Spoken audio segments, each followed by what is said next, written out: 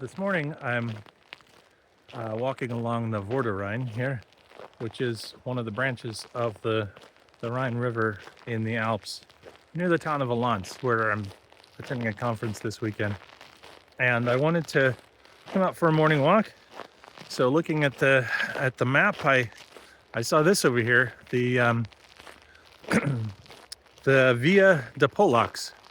This path here on the southern side of the Vorderrhein. There's also beautiful views of the mountain at this time of the morning. Look at that up there, pretty. And walking along to the Via de Polacs, I thought, well, maybe this is the route that the Polish army under the Russians during the Napoleonic Wars took. Because on the other side of the Vorderrhein, there's another trail called the Via Sukharov. And Sukharov was the Russian general who marched the Russian army up this Vorderrhein valley to the mountains there and Andermatt, and then on the Teufelbrücke, the famous Devil's Bridge over the Reuss River, defeated the French. And there's a big old monument to the guy up there by the Teufelbrücke. There's a newer bridge now. It's not quite so devilly dangerous. But on this side of the Vorderrhein, there's the Via de Polacs. So naturally, I assumed that this was also related to the Napoleonic Wars because Poland had been under the Russians at that point, at least part of it.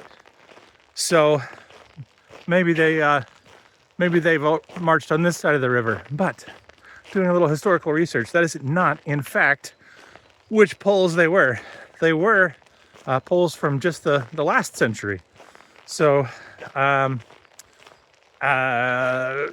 you know, the most recent partition of Poland happened when the Russian army and the German army invaded from the east and from the west, and partitioned Poland, and Poland ceased to exist. But the Poles, some of them,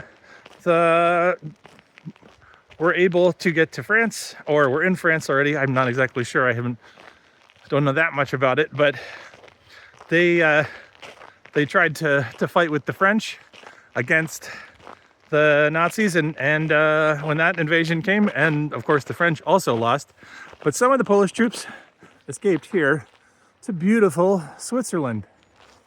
And it's here in Switzerland that because of the Hague Convention and because of the Swiss being not participants in the war, they didn't want to support any troops that were involved in the war. So they interned the Polish army here in Switzerland. Now, some of the Poles escaped. I'm not sure how well the Swiss tried to stop them, but some of the Poles accepted their internment and built this road. And a number of other roads across Switzerland for the Swiss army. So, in part, they played a little bit of a role in the defense of Switzerland against the Nazis to the north and the fascists to the south in the Alpine fortress that was this country. So, thanks to the Poles who built this road here in Switzerland.